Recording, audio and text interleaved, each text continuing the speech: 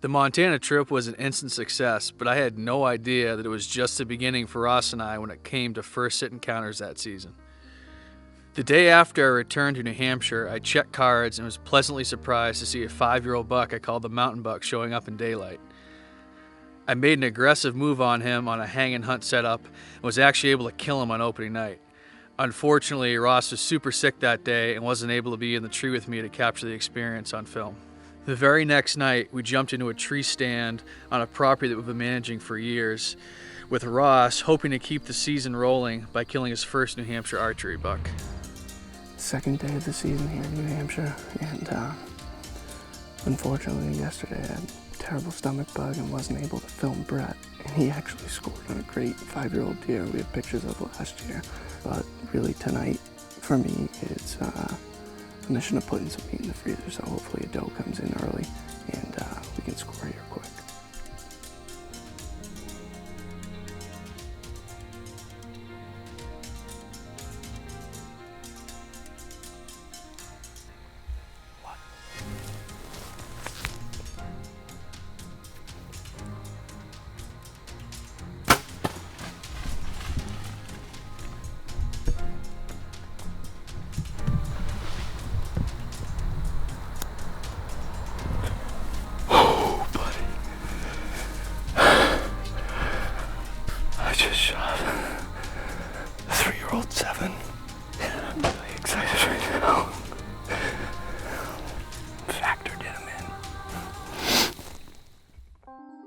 Well, we came in here first thing this morning, picked up blood immediately from where we found the arrow last night, and he didn't go 35 yards. With a buck each under our belts, Brett and I are going to focus our efforts on Holyfield. We're going to be very proactive with our trail cameras. We're going to be moving and kind of saturating every square inch of the area that we believe he's in at the moment to really get a good picture of what he's doing and where he's going. Very proud of this deer, and hope you guys enjoyed the hunt. 3 sits and 3 bucks. On the 19th of September, 3 days after Ross's buck, I decided to try my luck on my #1 New Hampshire hit list buck, Holyfield. I've been after Holyfield for 3 years now, and he was a 6.5-year-old buck. He was an exceptional New Hampshire typical, but in the 3 years of pursuing him, I had never laid eyes on him. It is September the 19th, and it's our 3rd sit here in New Hampshire. We've had a really hot start. I killed a good buck opening night, and Ross killed a good buck the second night of the season. So tonight we're in here, we're going after our #1 hit list buck, Holyfield. He's a 6.5-year-old buck. This is actually where we're getting pictures of him all summer. It's unseasonably cool for September in New Hampshire, so we'll see what happens. Hopefully it's a good night.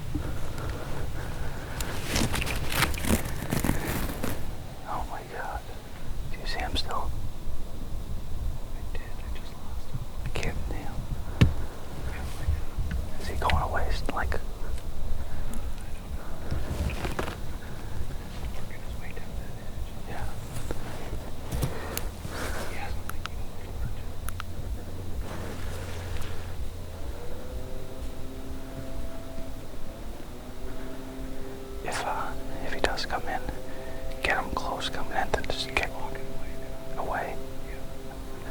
Down over it.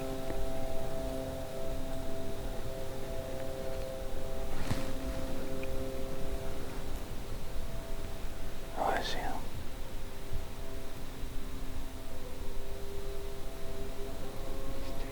He's making a scrape right now. Yeah.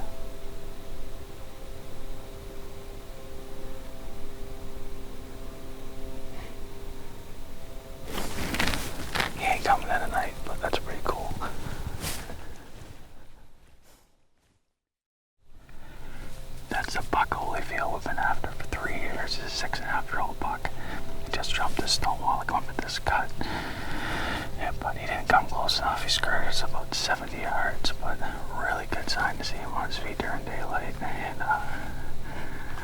I'm very pleased with our sit, and we're able to find that piece of information out. Hopefully we can play together and kill this buck this year.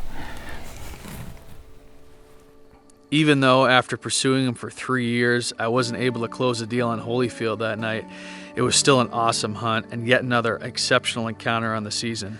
Unfortunately, after that encounter, Holyfield started to show up less and less on my cameras. So at that point, Ross and I decided once again to shift our focus to Ohio. And we made a last-minute decision to jump in the truck and drive 12 hours to our farms to catch the first significant cold front of the early season and try to continue to push our luck for one more hunt. It's October the 5th, and we're here in Ohio for our second night. Front blew in yesterday, and we thought we were going to see great movement, but we really didn't see much. It's a small buck and some does. We're really surprised, so we're hoping that the back end of this front is going to get these deer on their feet, and hopefully it's going to be a good night of movement. I'll tell you a little bit more about our setup and the property and the bucks we're hunting when we get up to the blind.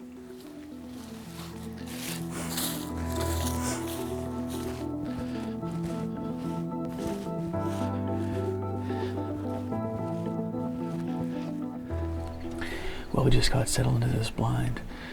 The wind is perfect. We have a southwest and actually blows us from this food plot back over the road off this ridge.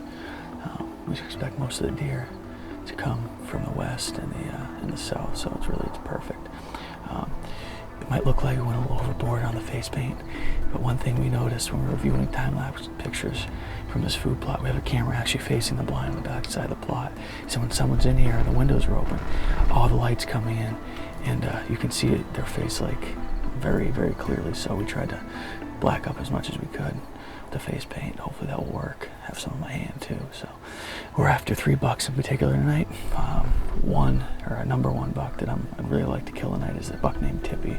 Just a beautiful buck. We think he's either 4 or 5 this year. And he was actually on this plot last night after dark, actually this morning in the dark, and then 2 nights this week, actually during daylight very early. We're out in the back end of this front. We thought we were going to see great movement last night, but we just didn't see what we expected. So we switched it up, checked some cameras, saw there was a lot of daylight activity the last few days on this plot. So we've snuck up in here, and we're hoping that these temps are going to get a moving. I think it's probably about 50 degrees right now. A little warmer than yesterday, but the wind is less, and it's, I think, more favorable for deer movement. So we'll see what happens. Hopefully we have a good hunt.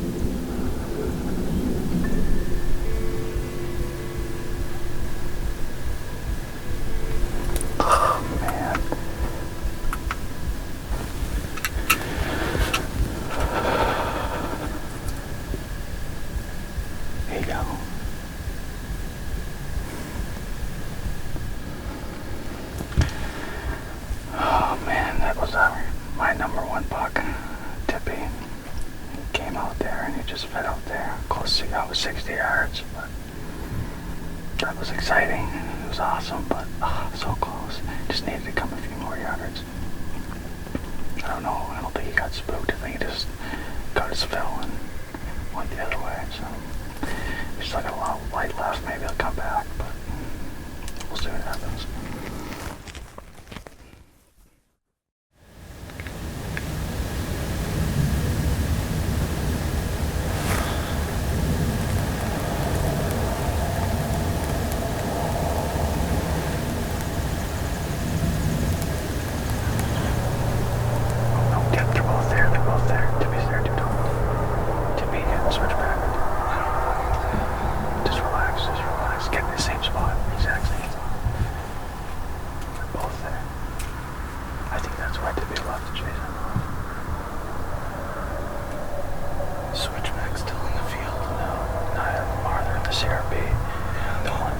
See is Tippy.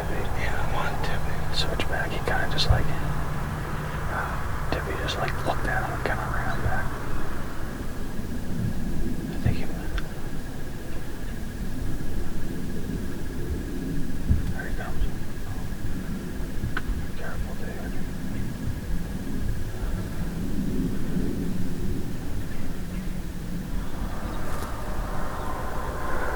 See it right now.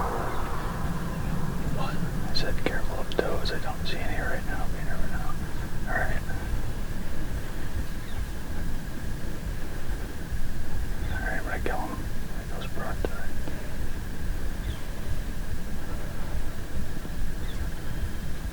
He's gonna keep working. Well, okay, I know, but I'm just saying, like,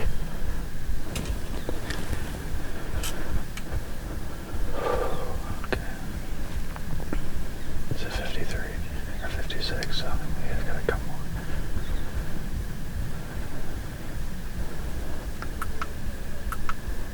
If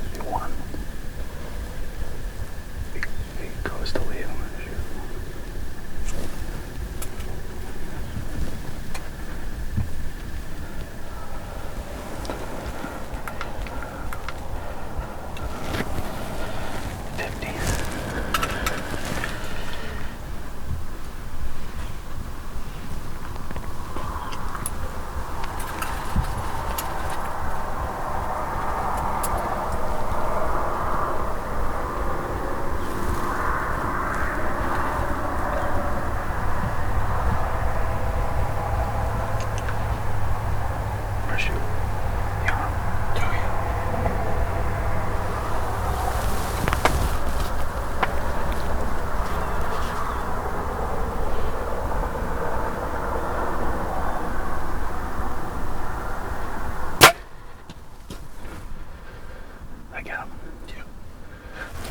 Baby.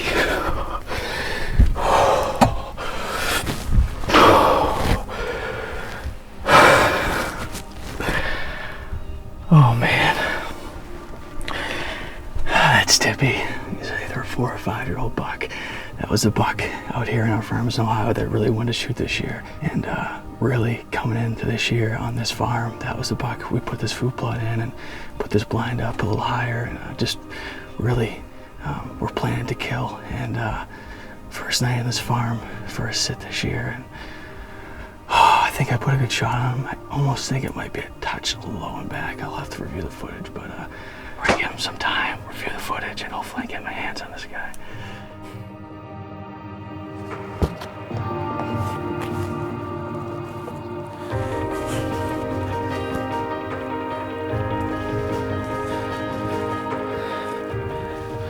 Well, we just got out of the blind, and we're gonna go check for blood and see if we can find my arrow. I think I put a really good shot on. We reviewed the footage, it looks really good, but we're just gonna confirm that up here. And then I go back to the truck and just get a flashlight and stuff, and then hopefully go get him. I don't think he went far. It looks like it was a really good shot, so let's go check out the arrow.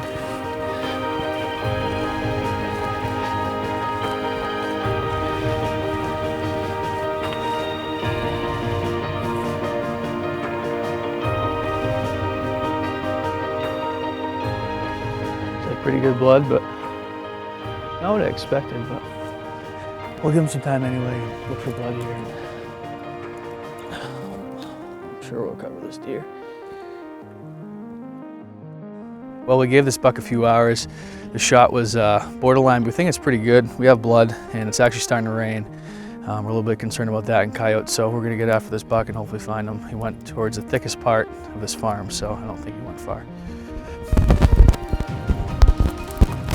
Decent one right there. More.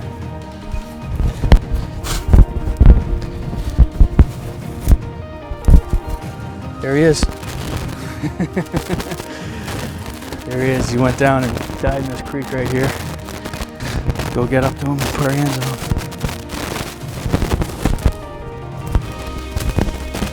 Hey, I'm okay.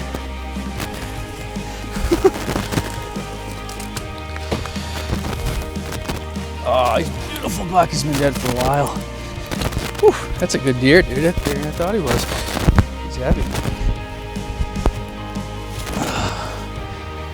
Well, here's Tippy. Got a lot of work to do in front of her tonight, so we had to go through some nasty, rough country to get back up to the truck. So we're gonna get to work on him and do a proper hero interview tomorrow morning at good light. So I'm very excited. Great deer. He's a good deer. Very happy with him. The final chapter of Tippy is in the books. I feel very fortunate to be able to hunt a great, mature, awesome buck like this. Chasing bucks from year to year and chasing after fully mature bucks is what I live for.